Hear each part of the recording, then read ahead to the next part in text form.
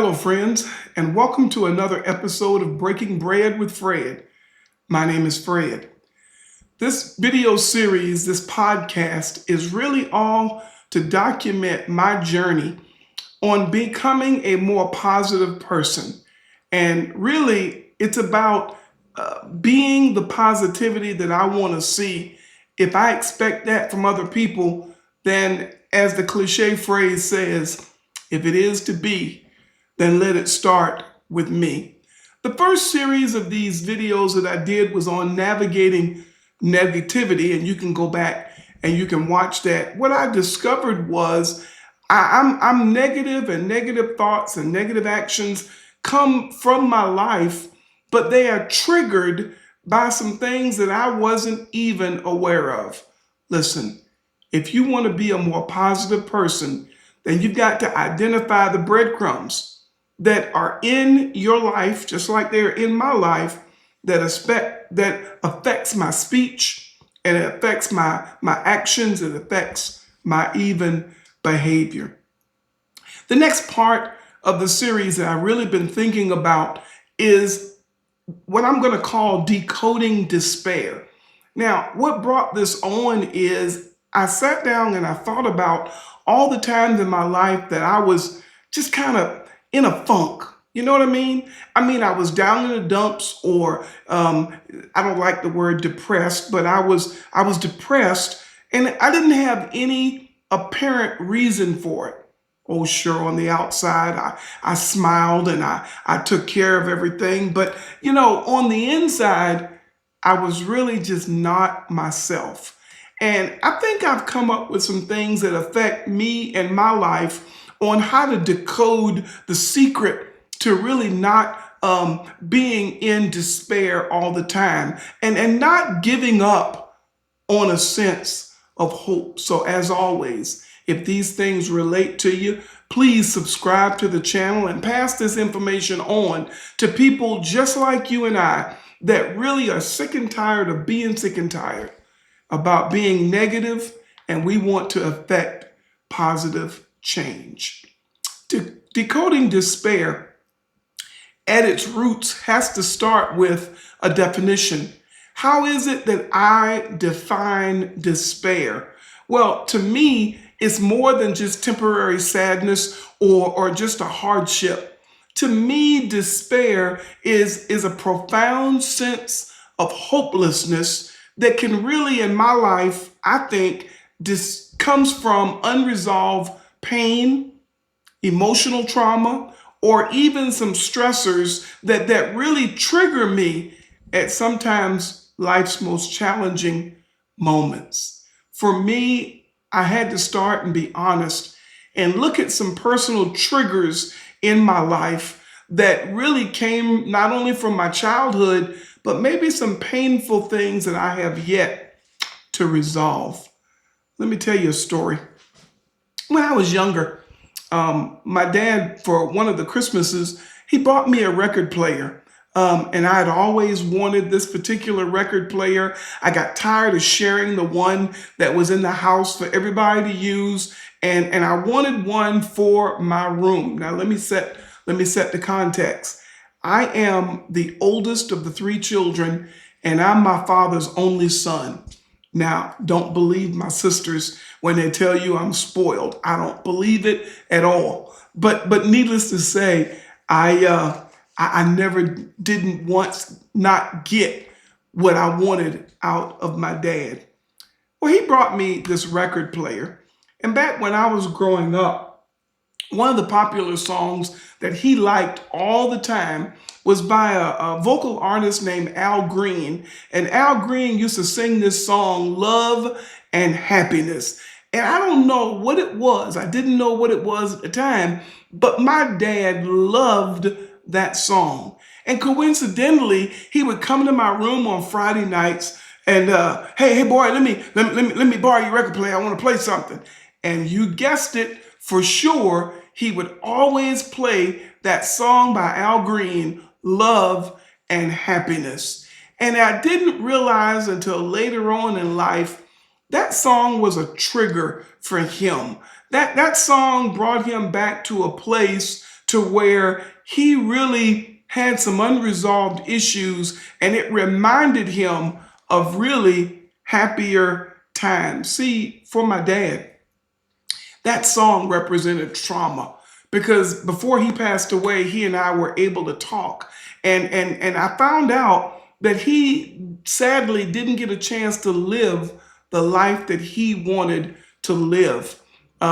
He was able to provide a good lessons and living for his family. He took care of us the best way that he could, but it wasn't the life of his choosing.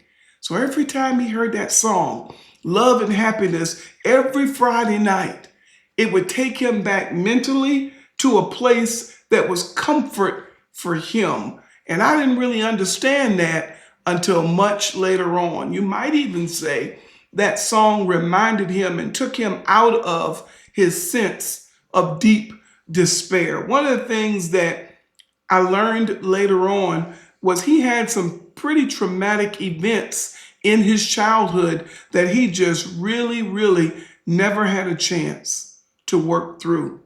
And those events would resurface every time there was trauma, every time there was too much month left at the end of his money, or things would just trigger him.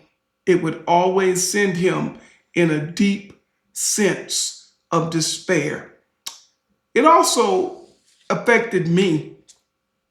And one of the things that triggers me, and everybody who knows me knows that I really like Star Trek.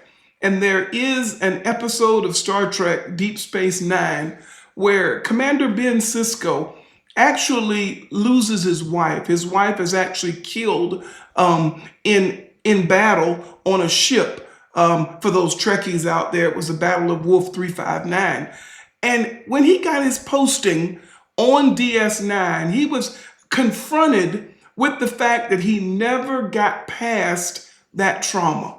The aliens there told him, you exist here. And they kept taking him back and taking him back till he finally realized he never really got past that trauma. And until he was able to work through that trauma, then he could settle into his post on Deep Space Nine.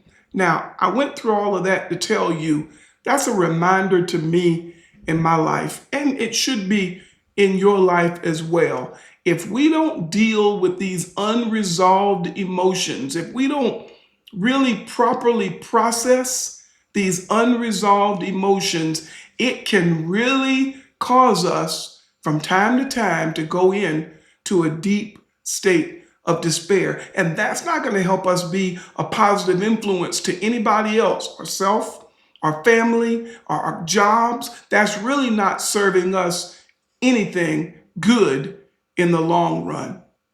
Also, these negative self-beliefs that we have, you know, that voice that's in your head that you may have gotten from childhood, that you're just not good enough, that you just don't measure up, that may also affect and put you in this funk, this fog of deep despair.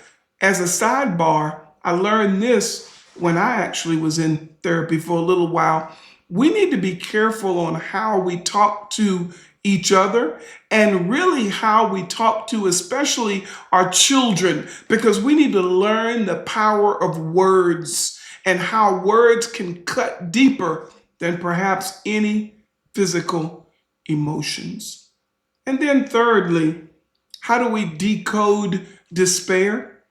We got to also look at societal pressures.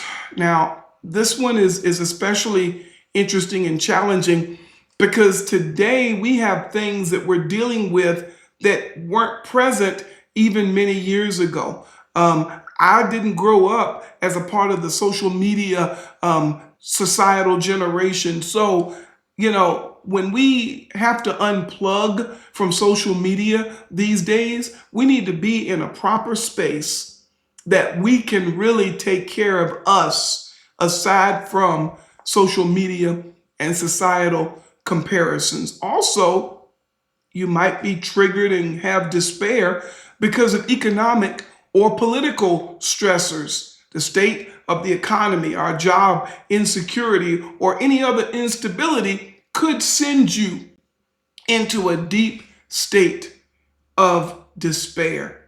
And then there's also cultural expectations. If I don't meet society's norms or what I think society, the white picket fence around the house and the 2 cars and the 3 kids and a certain bank account, you got to give yourself a break, especially if you don't add up to that. You got to be the best version of you, and I got to be the best version of me. So, how do I start to deal with this? Number one, I think we've got to recognize the patterns. Just like in my life, I'm starting to recognize the patterns. When I get in this funk, this fog, I do it the same way every single time.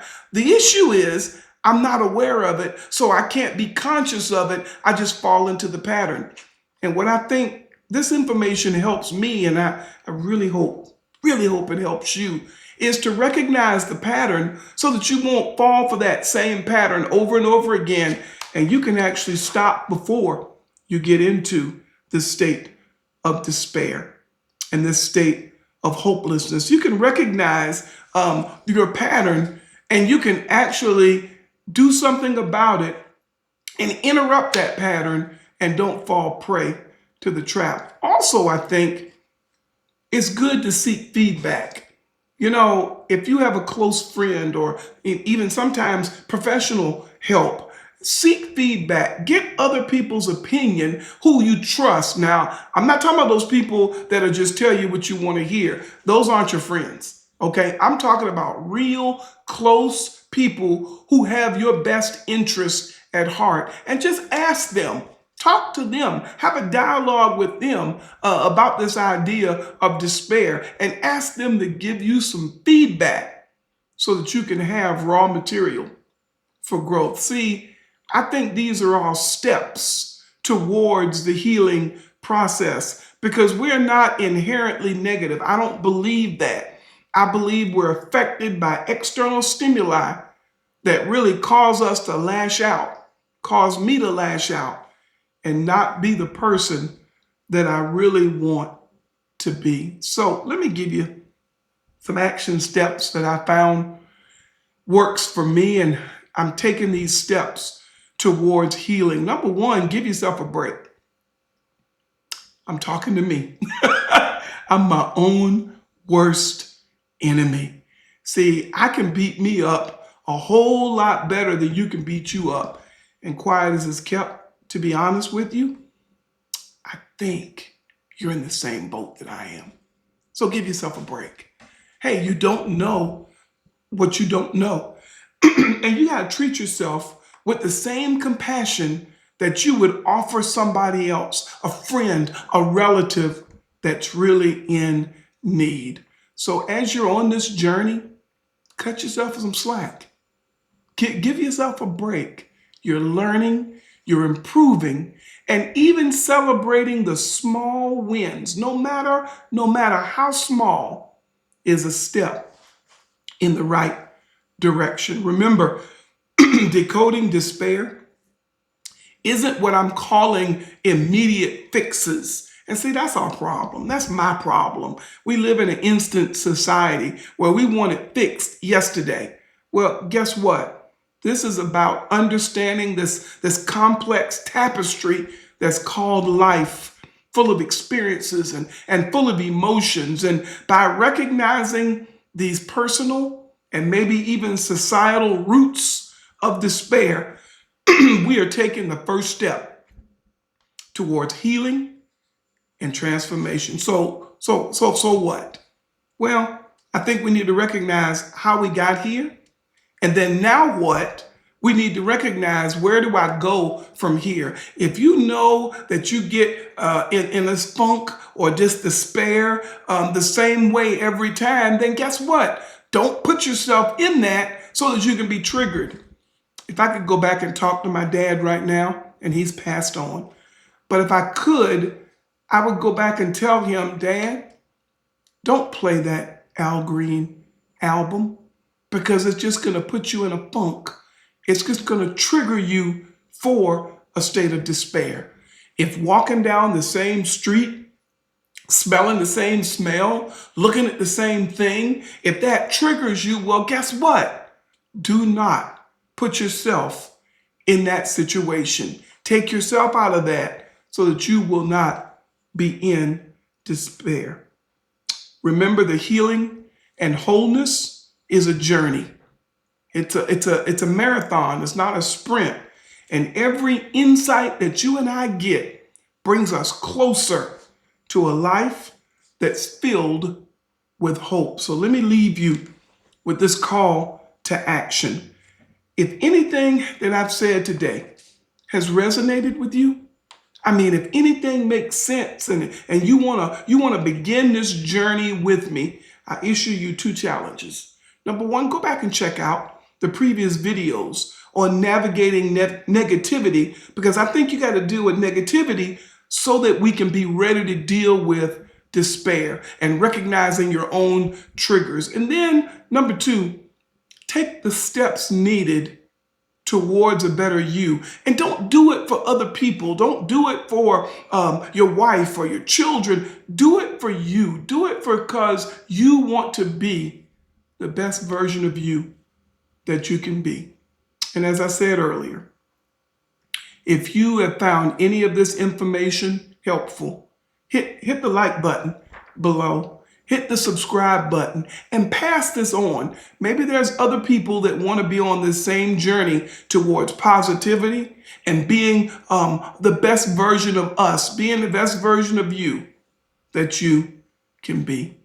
Thank you for joining me on Breaking Bread with Fred as we decode this thing called despair. Until next time, I want you to be gentle and understanding and compassionate with yourself while we're on this journey. And every step you take, no matter how small, is a bigger step towards a better you and a better me. Until next time, I bid you peace.